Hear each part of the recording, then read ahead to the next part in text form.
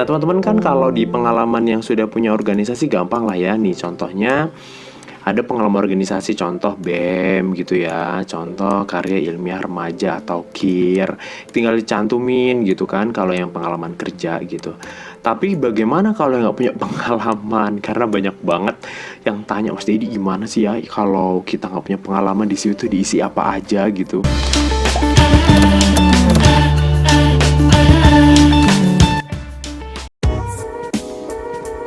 Halo, assalamualaikum warahmatullahi wabarakatuh. Balik lagi dengan saya Didi Setiawan, HR Specialist Learning and Development, yang kali ini ingin membagikan informasi penting bagi kamu yang fresh graduate tapi nggak memiliki pengalaman organisasi, juga nggak memiliki pengalaman formal course atau pelatihan-pelatihan khusus begitu ya.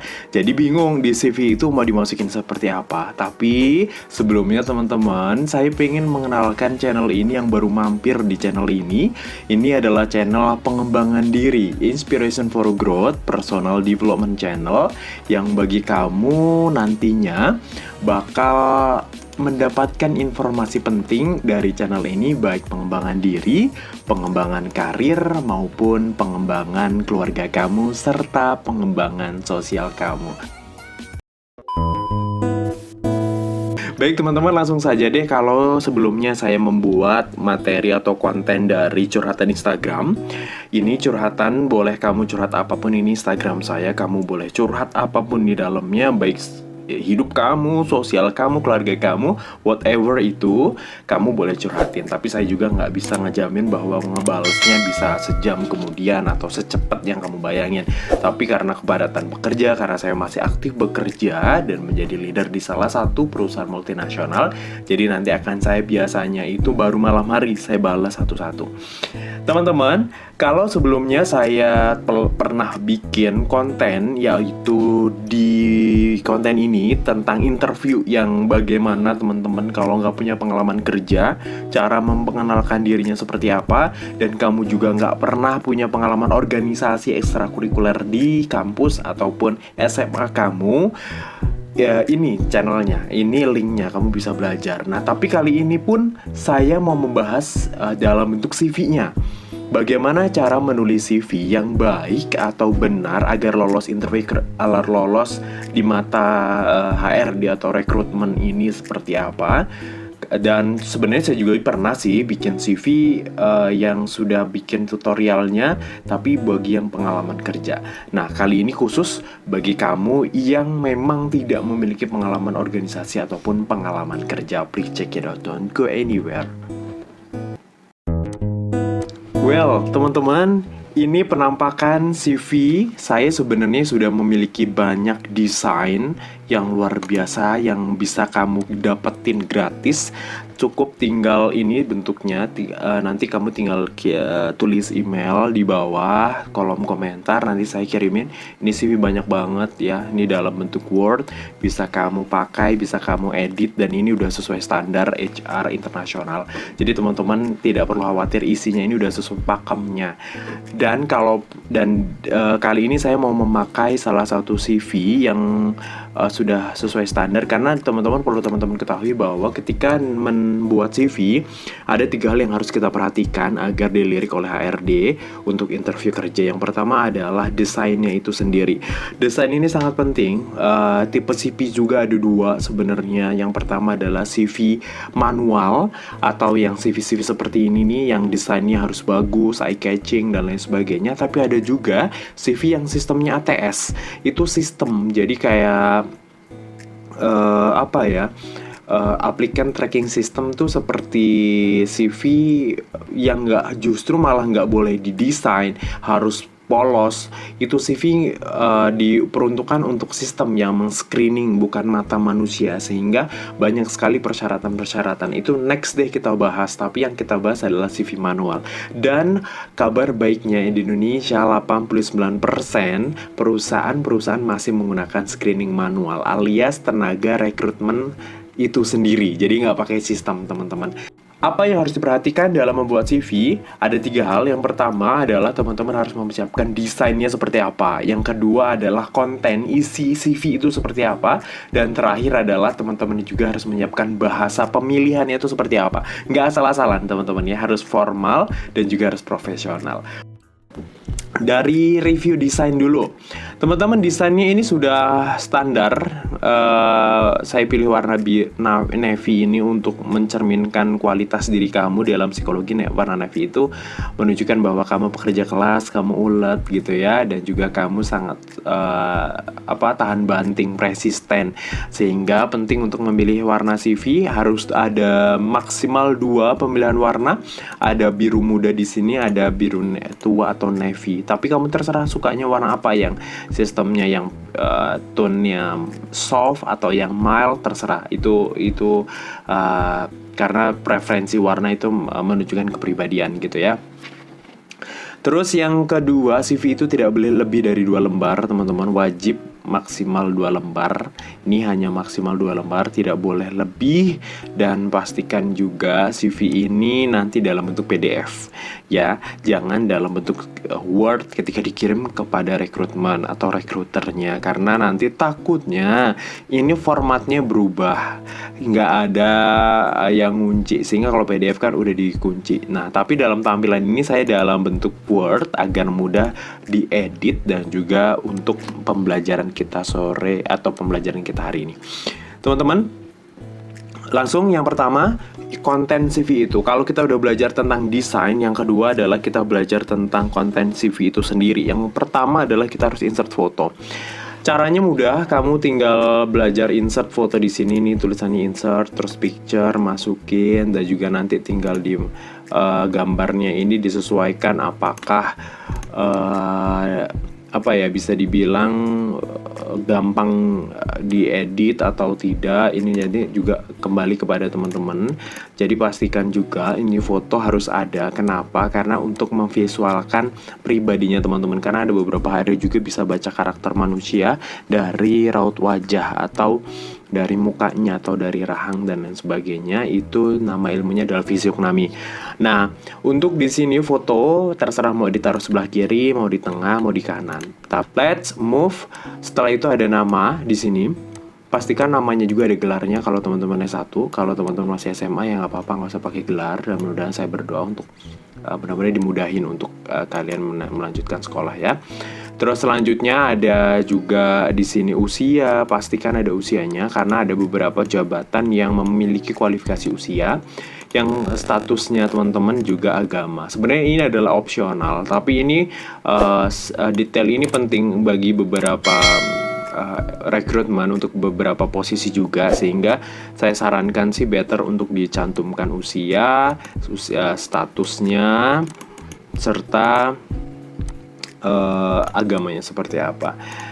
Terus yang kedua adalah teman-teman, jika memang dibutuhkan adalah teman-teman harus menyertakan tinggi badan dan juga berat badan untuk kita visualkan setelah ada foto, oh anaknya kira-kira sekian gitu ya. Apalagi sekarang pandemik, sistemnya itu online semua sehingga kami kesulitan untuk memvisualkan teman-teman. Nah, setelah ada yang namanya perkenalan diri detail di sini, nama, foto, kita masuk kepada QR code ini untuk, kan biasanya itu HRD menghubungi via WhatsApp ya atau via call. Nah, ini untuk memudahkan HR, scan WhatsApp ini untuk bisa, atau scan kontak ini bisa langsung tanpa harus ngetik, ngemudahin banget bagi pelamar HRD. Tinggal di scan, habis itu baru muncul kontaknya teman-teman. Sangat-sangat mudah sekali, jangan bikin HRD ribet karena biasanya HRD itu sehari bisa nerima beribu lamaran. Nah, yang kedua ada juga di sini nomor handphone yang wajib 24 jam kamu hidupkan, nggak boleh sama sekali mati gitu ya. Karena siapa tahu ada HRD yang sifatnya urgent atau dadakan menginformasikan. Ada HRD yang menghubungi jam 7 malam atau jam 8 malam, ada beberapa. Biasanya itu perusahaan-perusahaan yang sangat-sangat pekerjaannya sangat tinggi, tapi biasanya sih HRD akan menghubungi jam kerja ya. jam 7 sampai jam 5. Nah, teman-teman selanjutnya masukkan email. Ini penting karena nanti biasanya informasi pengumumannya juga via email, dan pastikan emailnya jangan alay. Alay itu seperti contoh Dedi yang selalu dicakiti, oh gitu ya, janganlah. Harus ada yang namanya kok nama saya ya salah, seharusnya Andi Rajawali. Oke, saya ganti. Nah, Andi Rajawali contohnya.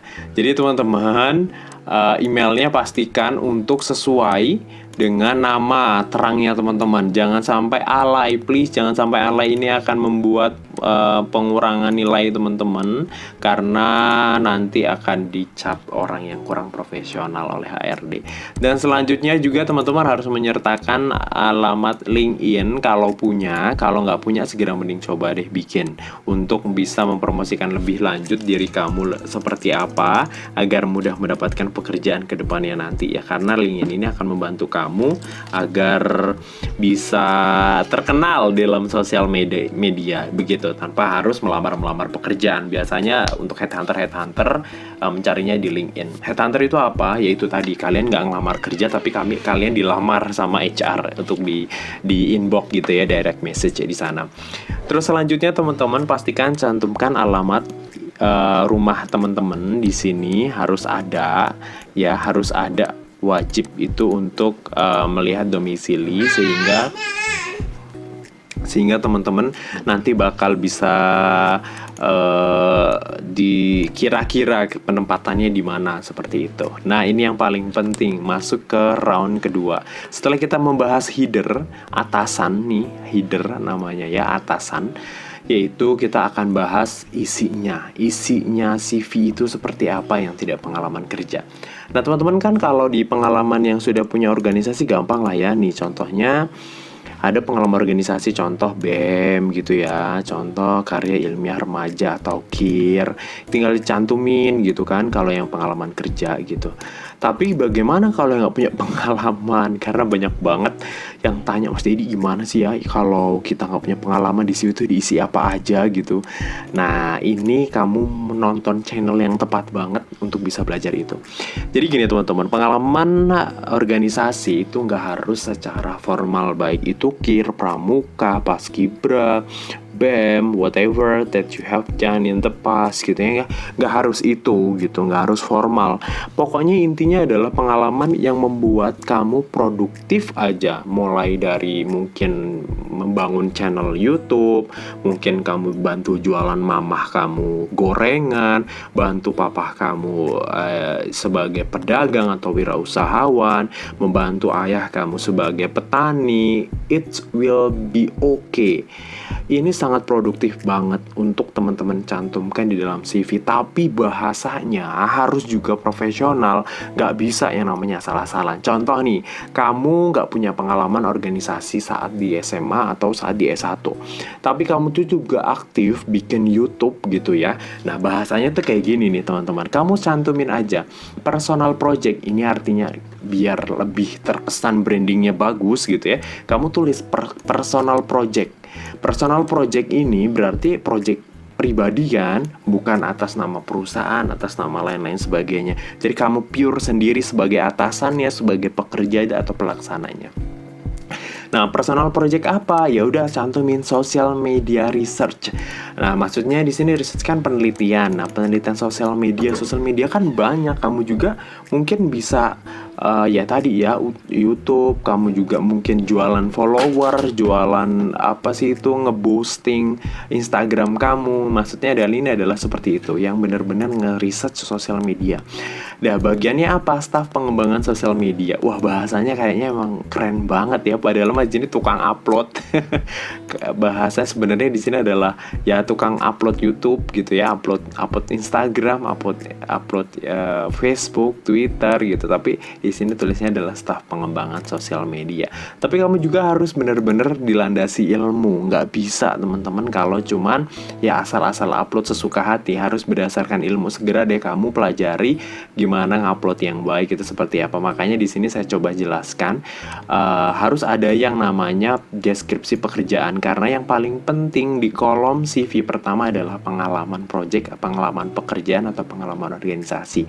Sehingga setelah yang ada namanya projectnya apa, posisinya apa, maka job desk-nya juga apa. Saya tulis di sini, melakukan benchmarking sosial media. Benchmarking itu perbandingan ya, mengcompare atau belajar dari sosial media orang lain untuk meningkatkan branding ya. Kamu juga kan sering stalking tuh miliknya mungkin influencer mana gitu ya. Kalau saya di sini YouTube-nya siapa, saya coba benchmark gitu. Oh, seperti ini ya konten dia ya. Oh, berarti saya harus seperti ini agar lebih terkenalan saya, begitu biasanya teman-teman. Jadi benchmark namanya. Yang kedua, pembuatan konten pro bono. Nah, bahasa gini kan mungkin kalian teman-teman baru kenal ya. Karena ini bahasa profesional. Pro bono itu gratis, nggak berbayar gitu artinya. Pembuatan konten atau buatan konten tidak berbayar untuk meningkatkan engagement. Nah, engagement itu apa? Ya, engagement itu apa sih, interaksi kamu dengan follower kamu gitu, dengan subscriber kamu. Ditulis aja di sini. Riset materi dalam pembuatan storyboard ya. Riset materi itu seperti apa ya? Sebelum bikin materi atau ngupload konten kan kita harus riset dulu materinya. Nah, storyboard tuh apa ya? Jalan cerita nih, contohnya habis ini ngapain, habis ini ngapain di dalam video tersebut. Dan terakhir adalah riset waktu yang tepat dalam upload konten di digital media. Jadi teman-teman harus benar-benar pinter-pinter pilih kalimat untuk bisa menjadi job desk-nya. Padahal kamu tidak bekerja dengan orang, tapi ini adalah project personal.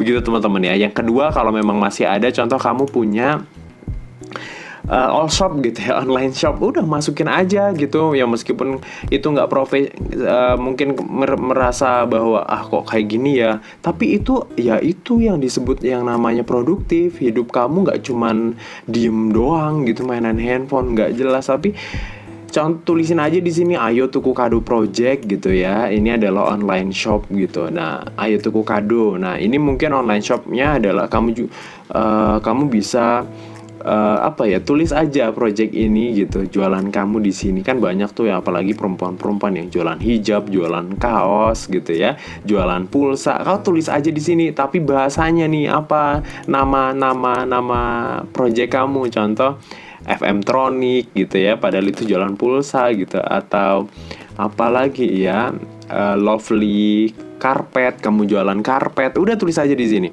Terus bagiannya apa? Ya udah, customer care spesialis ya. Kamu kan di situ care banget tuh sama customer kamu, menjawab pertanyaan dan keluhan pelanggan, juga analisa dan membuat laporan bulanan penjualan. Ya kan, kamu kan harus bikin laporan kan di online shop kamu, market research ya, kamu juga nganalisa kebutuhan pasar kamu tuh seperti apa. Akhirnya inovasi produk. Kalau produk tuku kado itu kan produknya contoh produk figura. Nah, kalau figura-figura zaman sekarang tuh modelnya seperti apa? Akhirnya riset juga, melakukan promosi digital dan offline untuk peningkatan penjualan ya. Mau nggak mau kan juga promosi. Nah, dua ini udah bikin CV kamu cantik banget, sumpah bener teman-teman. Tapi pemilihan bahasanya harus tepat. Kalau memang kalian nggak punya pengalaman-pengalaman seperti ini, pokoknya ingat-ingat aja seumur hidup kamu selama sekolah, selama kuliah, apa sih kegiatan yang dibikin kamu itu produktif, ingat-ingat aja. Nah, nanti kamu boleh coretin ke saya, ke DM Instagram untuk Mas Dedi kayak gini bener nggak gitu, boleh nanti saya review. Nah, kalau seandainya kalian teman-teman nggak punya kayak gini, teman-teman bisa belajar dari atau masukan dari magang. Nih saya sudah note di sini, take note ya, bisa diisi dengan magangnya teman-teman. Magangnya di perusahaan apa gitu ya, terus di bagian apa gitu, dan job desk-nya seperti apa, minimal 3 lah untuk poin-poinnya, untuk bisa dilihat. Dan kalau bisa memang cantumkan teman-teman tahunnya kapan. Ini adalah juga penting untuk bisa, karena skill itu akan lebih terlatih kalau kita lama di bidang tersebut, begitu ya teman-teman ya. Oke, next, setelah kolom pengalaman project, pertama yang kamu harus isi, kedua yang harus kamu isi adalah pengalaman kepanitiaan. Ini juga penting. Nah, pengalaman panitia ini adalah menunjukkan kamu orang yang aktif, orang yang memang suka belajar, suka menangani permasalahan gitu. Kenapa sih harus ada yang seperti ini? Karena perusahaan itu akan ada banyak kegiatan. Kalau kamu dulunya nggak punya yang namanya pengalaman kegiatan, ini akan susah ngedevelopnya. Pasti akan takes time gitu. HR-nya itu, ya meskipun kamu orangnya cerdas gitu ya, tapi kalau memang belum ada pengalaman tuh HR-nya atau senior kamu akan lama ngajarin, seharusnya bisa langsung running cepet, tapi karena belum ada pengalaman akhirnya kita kayak nge-briefing dulu, ngasih tahu dulu gitu.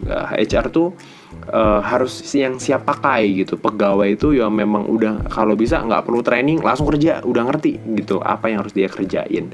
Nah makanya harus penting ada kolom pengalaman gitu ya, pengalaman project, pengalaman organisasi, atau pengalaman kepanitiaan. Nah pengalaman kepanitiaan seperti apa ini saya bikin bahasanya itu lebih apa ya, kalau saya tulis di sini panitia 17 Agustusan. Nah kayaknya kan coba deh panitia 17 Agustusan di benak kamu gimana deh? Nggak, ya biasa aja gitu ya. Tapi kalau coba ditulis National Independent Day Event, itu kayak menarik banget sih. Ini apa sih gitu ya? National Independent Day Event gitu ya. Keren banget nih kayaknya. Padahal mah ini artinya panitia 17 Agustusan gitu. Paham nggak teman-teman? Jadi kamu harus memilih bahasa atau diksi yang bagus untuk rekrutmen tuh eye catching gitu. Ketika iya penasaran, bikin keris gitu, bikin penasaran HR-nya. Nah kamu jadi apa? Ya udah, kalau kamu jadi tim ketua pelaksana, tambahin jangan ketua pelaksana doang, ada tim kreatifnya, ketua pelaksana tim kreatif. Jadi teman-teman, untuk apa? Agar ngejual diri kamu memang yang kamu kebanyakan yang menjual ide. Kasih juga tugasnya melakukan koordinasi dengan anggota dalam perencanaan kegiatan, analisa kebutuhan pelanggan internal dan eksternal untuk menghasilkan program. Maksudnya itu apa sih? Ya kamu kan harus nganalisa dulu kan, apa di warga kamu itu butuhnya apa. Pelanggan internal itu siapa? Ya anggota tim kamu. Eksternal itu apa? Ya masyarakat yang bakal kamu ajakin jadi partisipan di 17 Agustusan. Ada juga pengalaman family gathering, contohnya Mas, jadi saya tuh nggak pernah tuh ikutan, apalagi pandemi gini kan nggak pernah 17 Agustusan gitu ya secara offline, tapi ini bisa online 17 Agustusan. Ada juga tuh contoh family gathering, halal bihalal event, padahal mah kumpul-kumpul keluarga, bahasanya mah Indonesianya gitu ya, tapi dibuat bahasa Inggrisnya adalah family gathering halal bihalal event. Jadi teman-teman tuh kayak besar gitu loh, bikin HR itu kayak keris, penasaran aja dengan bahasa kamu. Meskipun ini tidak terlalu lebay, tapi ini akan membuat prestis kamu itu naik di CV gitu. Tapi pastikan jujur ya, jangan sampai mengada-ada. Saya HR itu paling nggak suka kalau mengada-ada gitu. Ini hanya pembahasannya aja yang berubah gitu, tapi pekerjaannya sama aja. Nah, staf hubungan masyarakat. Ya, ini staf hubungan masyarakat itu seperti apa? Ya padahal kamu cuman yang narikin iuran keluarga kamu, yang ngasih ngirimin undangan di WA buat keluarga kamu, tapi kayak keren banget gitu staf hubungan masyarakat.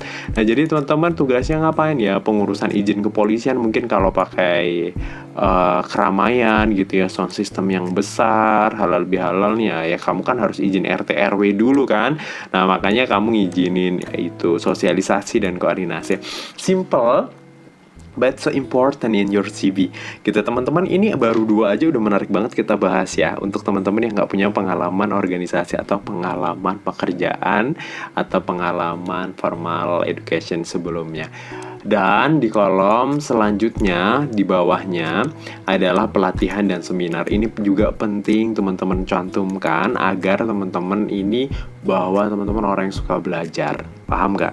Orang yang suka belajar, orang yang memang haus ilmu. HR itu suka banget sama orang yang seperti ini, karena nanti akan membangun karir path atau jenjang karir yang ada di perusahaan atau di under HR yang kamu lamar sekarang.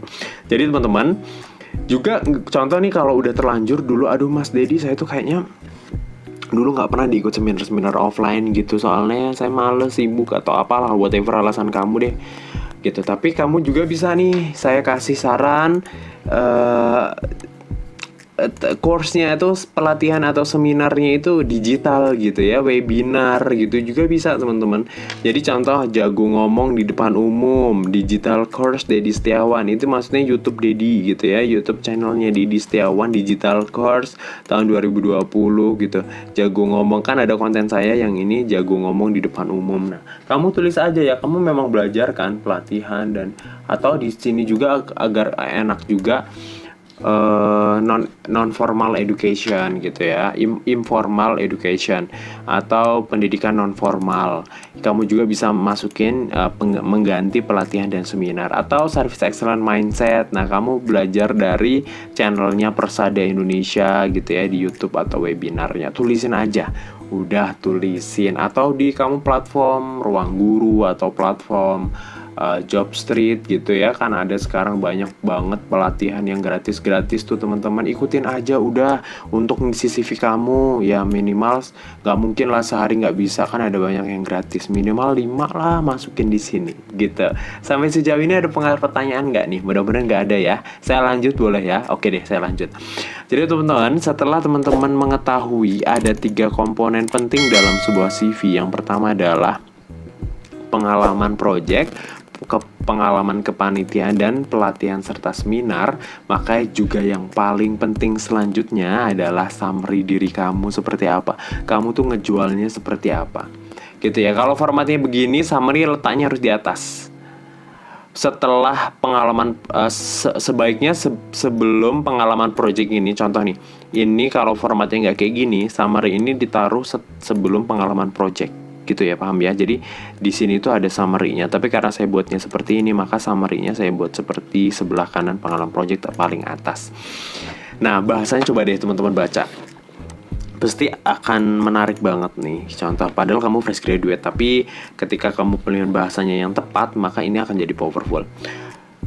Fresh graduate yang terlatih dalam menumbuhkan loyalitas dan menjaga kepuasan pelanggan dengan kemampuan sosial media. Nih tadi ya, kemampuan sosial media. Copywriter karena YouTube tadi kan. Marketing karena kamu jualan Ayu Tuku Kado. Kamera dan foto karena kamu harus upload foto dan juga konten. Memiliki ketelitian karena kamu harus juga bikin caption di media sosial media kamu. Terus motivasi diri yang sangat baik untuk bekerja dalam tim maupun individu, didukung rasa inisiatif. Nah, ini kan inisiatif kamu ya. Ya ini jujur gitu loh, kamu tuh orangnya yang memang inisiatif. Nah, di peran sebelumnya terbukti telah meningkatkan kepuasan pelanggan hingga 80% setiap bulan, menjadi keunggulan yang dapat dikontribusikan untuk perusahaan Anda. Nah, kenapa saya ambil 80%? Usahakan nih kalau bisa teman-teman ada nih angka di summary ini, berapa persen atau pencapaian apa. Ada angka kuantitatifnya, nggak kualitatif aja. Kualitatif itu cuma kalimat, enggak ya, tapi ada kuantitatif atau angkanya gitu ya. Contoh di Ayu Tuku Kado itu setiap bulan penjualannya itu meningkat berapa persen. Nah, tulisin aja berapa persen di sini gitu teman-teman ya. Itu di summary biar kuat banget bahwa kamu memang udah terlatih di dunia customer service. Tadi kan ini CV-nya kita bahas untuk customer service kan. Nah, makanya untuk bisa ini bahasa nih, yang terlatih dalam menumbuhkan loyalitas, ini kuat banget bahasa ini. Ya karena kalian memang udah ya 3 tahun nih saya bikin 2016 sampai 2019 gitu ya. Udah bikin all social media atau all shop itu udah lama. Nah, setelah itu yang nggak kalah penting selanjutnya adalah pendidikan. Itu wajib dicantumin, wajib banget. Dan pendidikan nggak perlu lah dari TK, dari SD, apa itu nggak perlu sama sekali. Yang paling perlu adalah recently. Pendidikan terakhir teman-teman itu apa gitu ya, di bold gitu, digedein sarjana hukum gitu ya. Nah, di sini juga di atas tadi kan dikasih tuh sarjana hukum gitu. Jadi teman-teman untuk bisa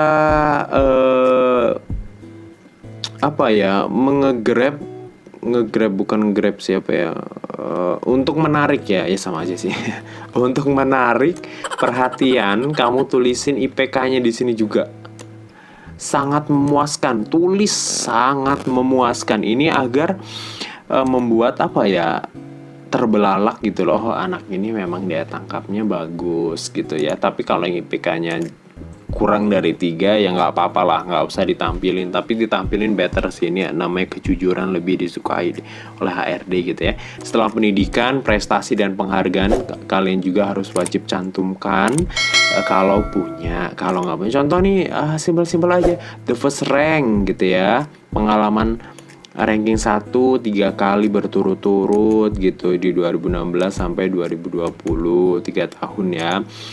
Atau kamu top influencer YouTube version, kamu udah dapet silver button dari YouTube, ya udah sampein aja di sini gitu teman-teman, biar teman-teman juga bahwa ya itu kerja keras loh. Untuk menjadi YouTuber itu kerja keras, menjadi influencer Instagram itu kerja keras, itu prestasi teman-teman, masukin aja gitu ya. Dan prestasi nggak semacam harus pakai trofi gitu, dan pokoknya yang semua bagi kamu berhasil dan tertantang dalam menjalankan itu prestasi, cantumin aja, tapi pilih bahasanya yang bagus gitu ya. Terus yang nggak kalah penting nih, adalah kemampuan atau keahlian kamu, soft skill kamu itu apa gitu ya. Komunikasi dan diplomasi ini penting karena tadi kan perannya customer service ya. Kamu orang yang bawel, kamu orang yang suka gibah, itu berarti komunikasinya bagus gitu ya. Mendengarkan juga bagus, complaint handling gitu ya, multitasking dan problem solving. Problem solving itu penyelesaian masalah, problem solving. Tulis aja gitu di sini. So, hard skill itu apa? Hard skill itu technical skill, seperti ya kamu bisa Microsoft Office nih, Word, kamu kan bisa, ya udah tulis aja Word gitu ya. Ya Microsoft Office deh enaknya. Office kan ada Word, ada PPT, ada banyak sekali ya, Excel dan lain sebagainya. Tulis aja Word gitu. Office gitu. KUHP Perdata karena kamu jurusan dulu hukum, ya udah tulis aja KUHP Perdata, kompilasi hukum Islam, KHI, udah tulis aja gitu. Dan paling penting juga adalah bahasa apa gitu ya, itu adalah hard skill teman-teman. Bahasa Mandarin contoh, bahasa Mandarin aktif, tulisin di sini aktif. Ini udah cukup simple bikin CV-nya kayak gini. Habis itu kamu save gitu ya. Habis itu kamu save, terus non experience di PDF-in. Oke, Tara, jadi deh. CV kamu sederhana tapi sangat powerful banget. Jadi teman-teman, pastikan setelah pertama teman-teman tahu desainnya seperti apa, desainnya seperti apa, kontennya juga tahu. Setelah itu terakhir adalah pemilihan bahasanya. Tadi itu harus ya memang jam terbang sih ya kalau pengen tahu bahasa yang bagus seperti apa. Tapi kamu harus banyak belajar buku, belajar nonton video, atau bisa kamu curhatin ke orang-orang yang circle-nya profesional ya. Kamu boleh deh curhatin apapun di email saya itu nanti saya kasih di kolom komentar untuk bisa ngelihat seperti apa. Itu saja teman-teman, semoga sangat ngebantu. Ini sangat ngebantu banget, mudah-mudahan teman-teman ya, karena memang langsung tutorial agar teman-teman bisa ngerjain. Kalau mau template CV-nya boleh tinggalin alamat emailnya, nanti saya kirim. Saya Didi Setiawan, mohon maaf lahir batin. Wassalamualaikum warahmatullahi wabarakatuh. Jangan lupa subscribe.